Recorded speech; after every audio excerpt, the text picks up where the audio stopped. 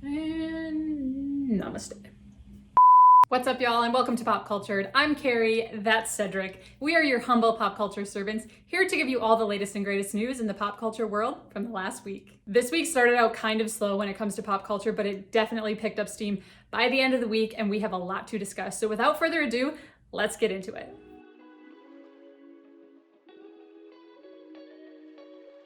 Let's talk about Super Bowl 55 and do a little bit of a recap. First, let's talk about the actual game. The Tampa Bay Buccaneers swiftly beat the Kansas City Chiefs 31-9. The biggest story of the night was that Bucs quarterback Tom Brady won his 7th Super Bowl and also took home honors for the Super Bowl MVP for the 4th time in his career. As if his legacy in the NFL was not strong enough, that win definitely cements it for the 43-year-old. The fact that he's still playing at such a high level at 43 years old, and then the fact that a mere year ago, the Buccaneers didn't even make the playoffs is absolutely incredible. I think above his performance on the field, it's clear that Brady is a true leader in the locker room and that he really somehow brings out the best in the players that are around him. People seem to just rise to the occasion when he is their quarterback, and that is truly invaluable, obviously. Let's move on to the halftime show. The Weeknd was the Super Bowl's sole halftime performer this year. A lot of times they do duos, but this year, I think with COVID, a lot of other things going on, they just picked one guy. So The Weeknd is who it was. Multiple reports actually confirmed that The Weeknd spent $7 million of his own money to make the show, quote, what he envisioned it to be. That $7 million is on top of the already $10 to $13 million that the NFL and Pepsi already put towards the show. The Weeknd has been riding this beat up plastic surgery type of shtick for a while now, so it's no surprise that he brought that out during his performance of the show. It also featured a gospel style backup choir behind him and a trippy type of lit up box that he seemed to wander through with a selfie style camera. Throughout the 13-minute performance, he played some of his biggest well-known hits, including Starboy, The Hills, Can't Feel My Face, Earned It, and Blinding Lights. Look, I'm gonna be honest here. I was not that into this halftime show. I don't think it was bad by any means. The Weeknd's not typically my type of music in the first place. I mean, I know his big hits, but that's not the type of music that I gravitate towards. So maybe that was, a shot against him in my book from the get-go. But I didn't find it that amazing to watch. It just didn't do it for me. I also think that while the selfie style shots of him running through the lit up box are no doubt the second most memeable, time in 2021, right behind Bernie's mittens. Other than that, it really just was confusing to watch and kind of gave me a headache. So I don't know, it was a miss for me. Let's move on and talk about some of the commercials from the big night. I really have no rhyme or reason when it comes to the commercials that I like, but some of my favorites were GM's No Way Norway featuring Will Ferrell and Kenan Thompson and Aquafina. I just thought that was really funny. Will Ferrell is just hilarious to me. Maybe that had something to do with it, but I did think it was well done and I definitely got a laugh at that.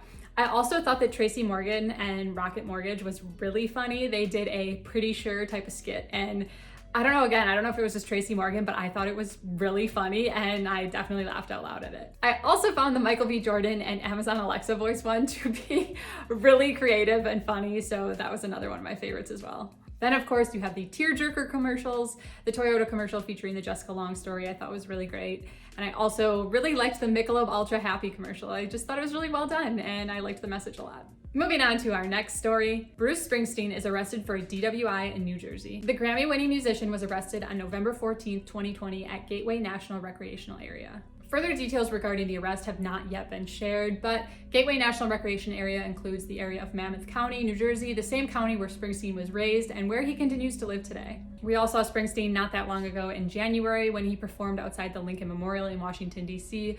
for the 2021 presidential inauguration. We also most recently saw him in a Super Bowl ad for a certain car company. It's not looking so good that he just recently got a DWI and that he was just recently in a car ad. It's not really adding up, but let's break it down a little further because this story is not what it seems. There are a couple things about this story that really grabbed me. The first one being that this happened in November of 2020. That's 3 months ago. 3 months!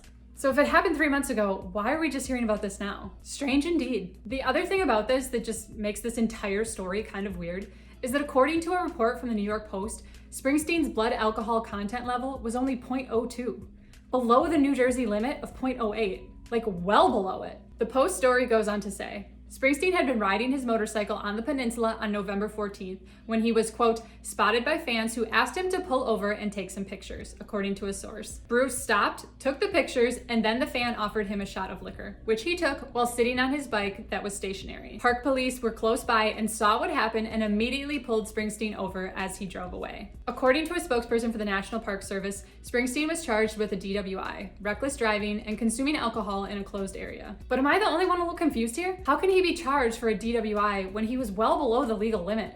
This whole story is just really fishy for a lot of different reasons. Now, since the news of his DWI broke, the ad that he was in for Jeep has been pulled from their YouTube channel and also pulled from anywhere that it was being broadcast on. Just a weird story. I don't understand. Moving on to our next story of the day, Taylor Swift announces that she is dropping the re-recording of her sophomore album, Fearless. On Thursday morning, the music superstar announced that the re-recording of her career-changing song, Love Story, would drop at midnight. And as if that weren't already enough, Swift also revealed that she has been working hard on re-recording Fearless, which will feature the new name, Fearless, Taylor's version. The new album will also feature 26 songs. That includes the originals that were on the album and 6 more songs that are, quote, from the vault. Sharing the good news on Good Morning America, the singer said, quote, I am so excited to share with you that tonight at midnight, I'll be putting out my version of Love Story, which was originally from my album, Fearless. I've now finished re-recording all of Fearless, which will be coming out very soon. Taylor continued on, my version of Fearless will have 26 songs on it. I've decided to add songs from the vault, which are songs that almost made the original Fearless album. I've now gone back and recorded these so that everyone will be able to hear not only the songs that made the album, but the songs that almost made it, the full picture.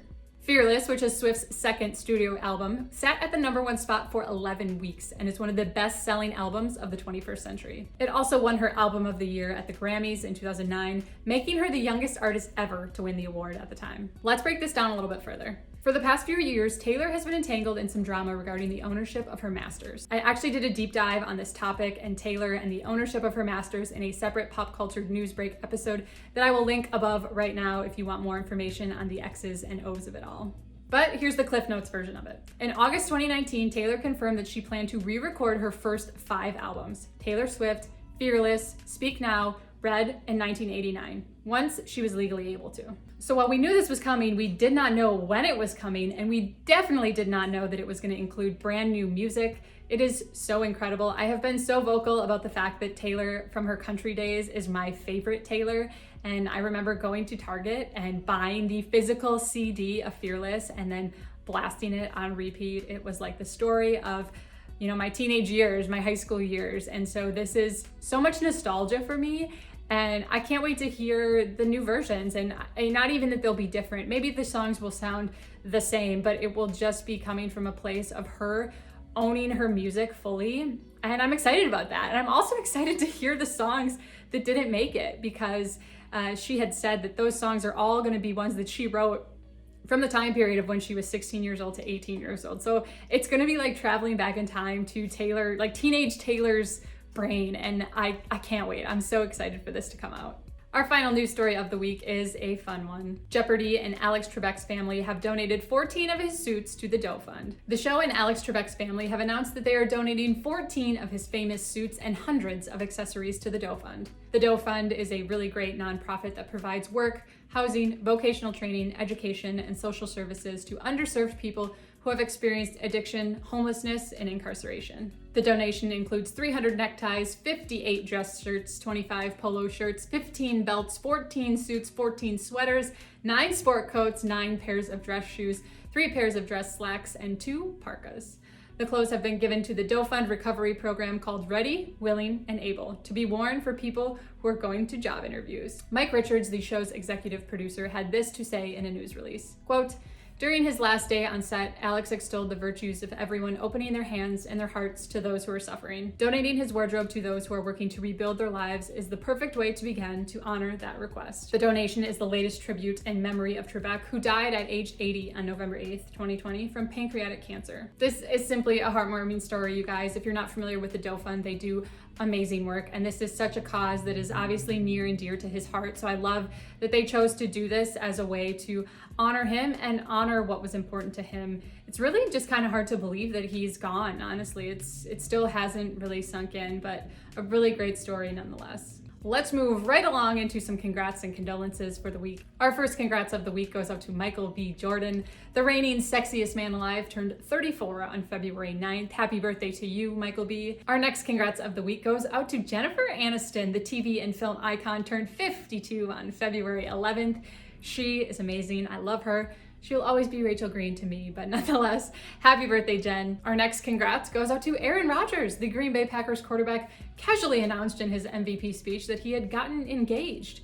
He did not mention his fiancée by name, but we have lots of reasons to believe that it is actress Shailene Woodley. I actually did a pop culture news break all about this story, unpacking it much further, so if that is of interest to you, I will leave a link up here and you can check out that episode. Our final congrats goes out to Princess Eugenie and her husband, Jack Brooksbank. The royal couple announced that they had welcomed their first child, a boy, on Tuesday, February 9th. Princess Eugenie is the daughter of Sarah Ferguson and Prince Andrew. For all of you who are not as versed in the family tree of the royal family, that makes her the first cousin of Prince William and Prince Harry. Moving right along to our condolences for the week, our first condolence goes out to the family of Christopher Plummer. The Oscar-winning star, known for his roles in The Sound of Music and A Beautiful Mind, passed away in the early morning of February 5th at his home in Connecticut, surrounded by his wife of 50 years, Elaine Taylor. Plummer was 91 years old, and we are sending well wishes to his entire family as they navigate through this extremely tough time.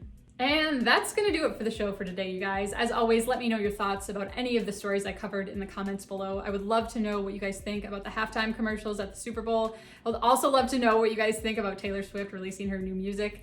Put all your thoughts in the comments below. If this is your first time here, hi and welcome. I'd love it if you came back again.